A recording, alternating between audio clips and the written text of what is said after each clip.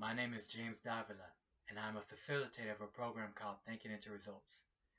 Thinking into Results is a 12-lesson program that was produced and conducted by Mrs. Sandy Gallagher and Mr. Bob Proctor, two phenomenal people that teach this program across the world to people like you and me.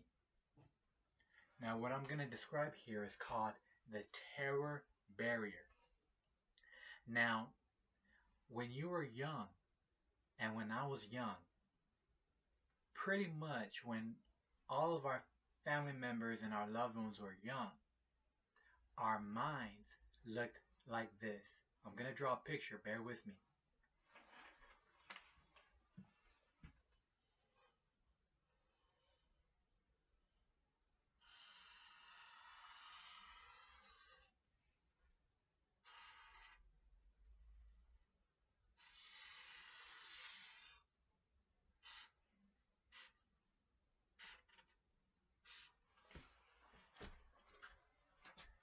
Now, when you look at this, this is the bottom part of the mind, which resembles the subconscious mind.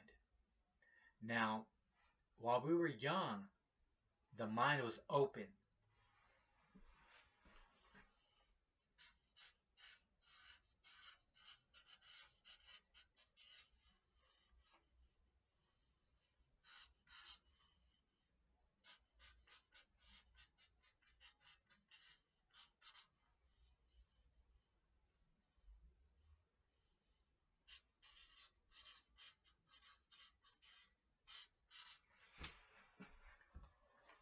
Now, what I've written here is thoughts, ideas, and beliefs. Now, this resembles that our subconscious mind was wide open.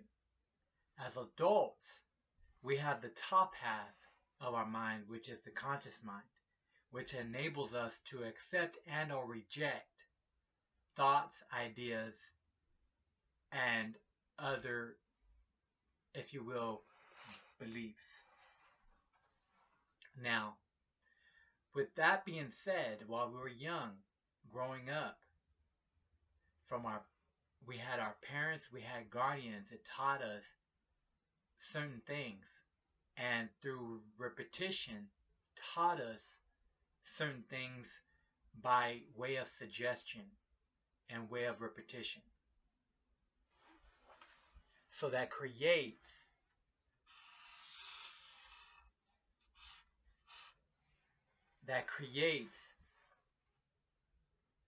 what I like to call part of a paradigm. It creates a way in which we think, the kind of ideas we have, and the beliefs that we have and we live by as though they were true. We receive thoughts, certain ideas from the people around us while we were young growing up. So what happens over time is a certain type of paradigm is created within the subconscious mind.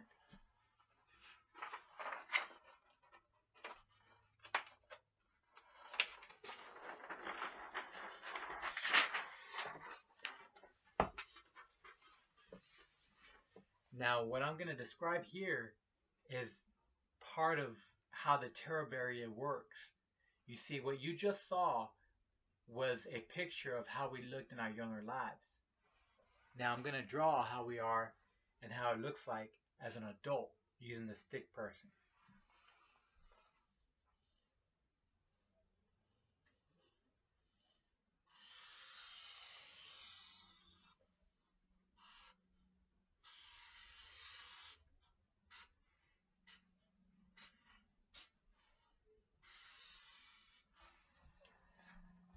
See, as an adult, we have our conscious mind, which is also the thinking mind.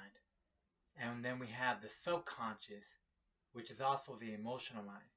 And of course, just like before, we have the body. Now, in a previous discussion, we talked about the top half being the conscious.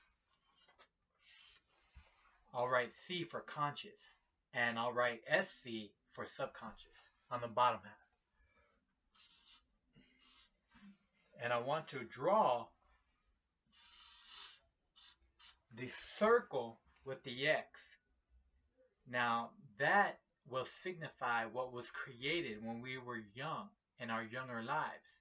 Remember the first picture I described, that when we were younger, we didn't have the top half of our minds.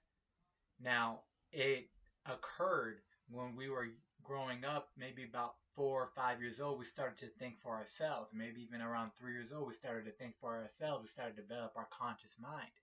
Now, you see, when we were younger,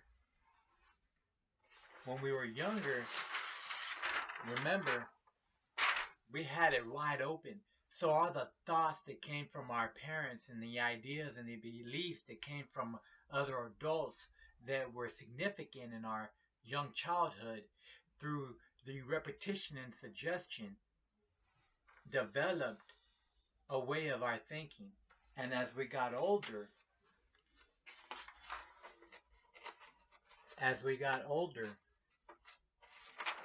we started to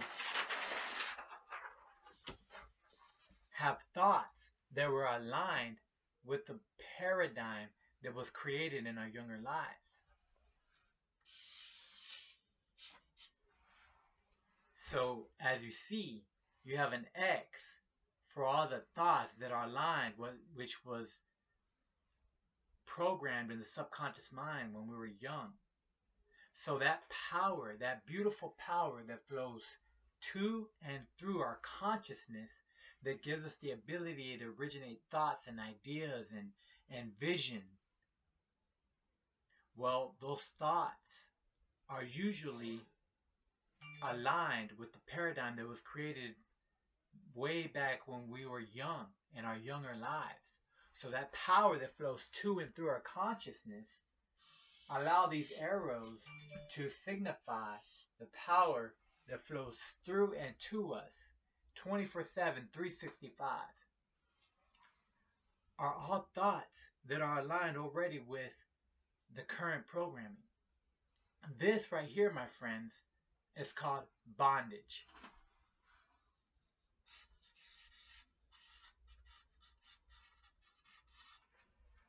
That is bondage.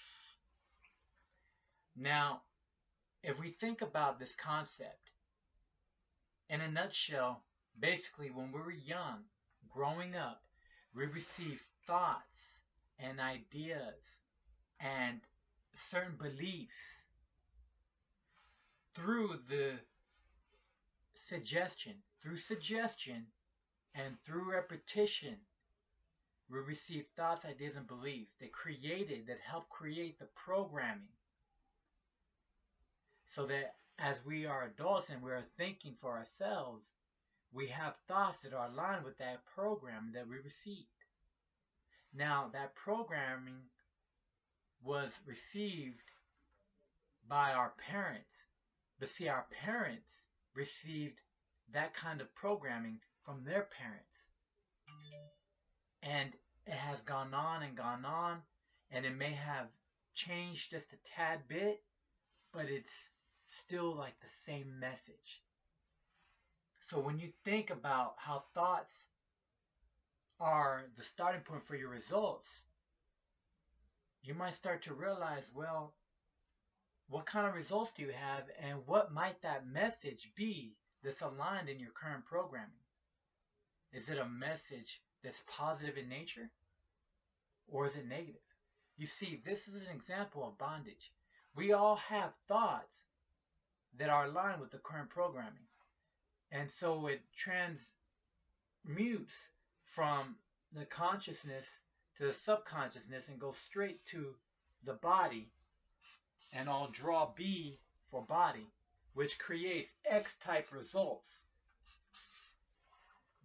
This is bondage. That's an example of bondage.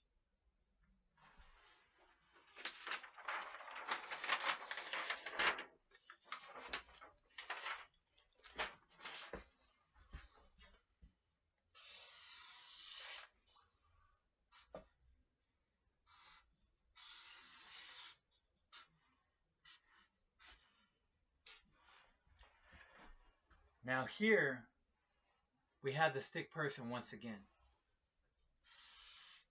And we have X in the subconscious, which resembles our current programming. And we have X on the conscious, which resembles all the thoughts and the ideas that we would produce that are aligned with the current programming. Now I'll just write B for the body because this is the body. Now let's use Y as Mr. Bob Proctor and Sandy Geller use. They use Y as a Y idea for a thought that's not aligned with the current program.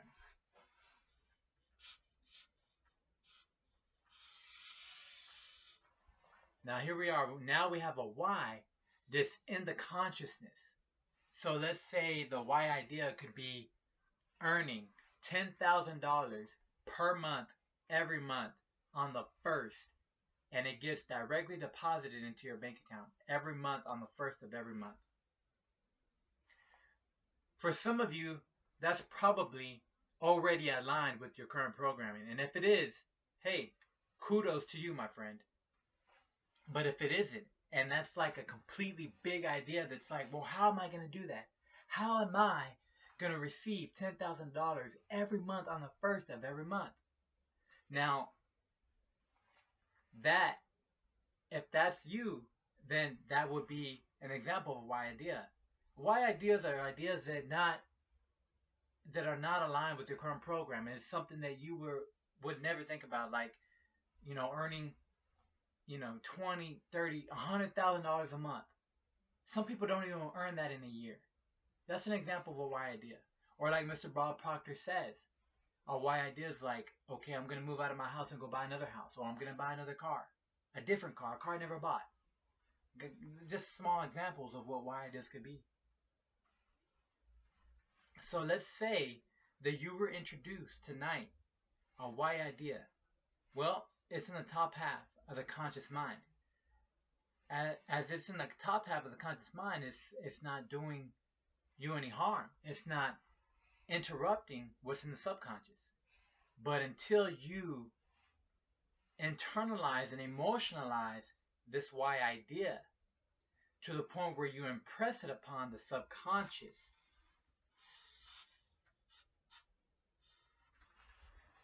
once you impress the Y idea into the subconscious, that's when the terror bear starts to happen. That's when you feel the body not so at ease, because it starts to transmute to the body.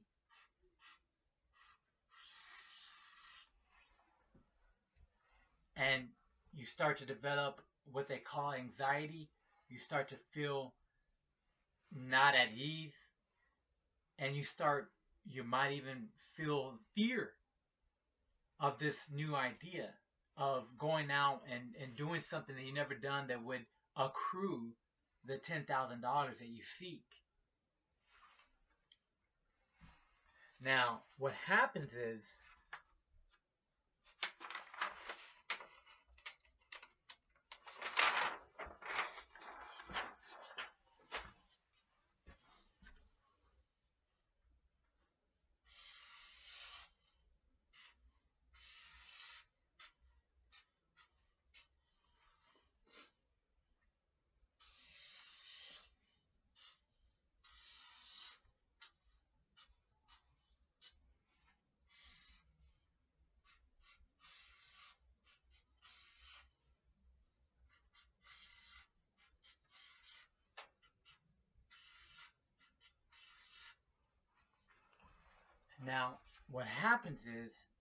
as you see here, you have an example of how the stick person looks with the Y in the conscious, the Y in the subconscious, and the Y in the body. But see, the X's are still there. And this picture here resembles you impressing the Y idea to the point where it's now in the body. To the point where you are now acting upon this Y idea. And then it resembles this wall that you must break through. Now, what happens is, When you go and you physically go and act on this idea, there's a wall that you must break through. Now, if you don't break through this wall, you're back into the water, the deep water that you once were before, which to you and I, it seems as if nothing's wrong. Why? Because it's called the comfort zone. You go back into what we call bondage.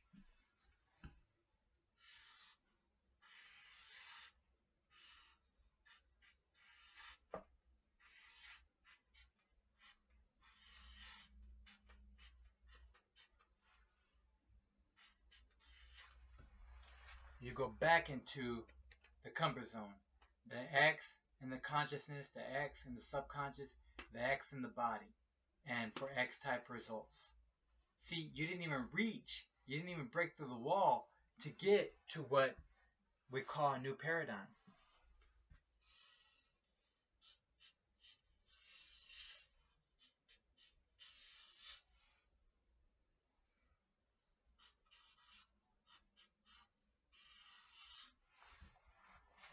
See, the Y resembles the new paradigm. In order for you to break through this wall, you have to act despite the fear. You have to act despite the worry. You have to act despite the doubt. And just crash through that terror barrier. And then guess what, my friends? This Y becomes the new X. Now, once you're there, you keep going. You go for a new Y idea, and you break through that new terror barrier until that Y idea becomes the new X. Thank you.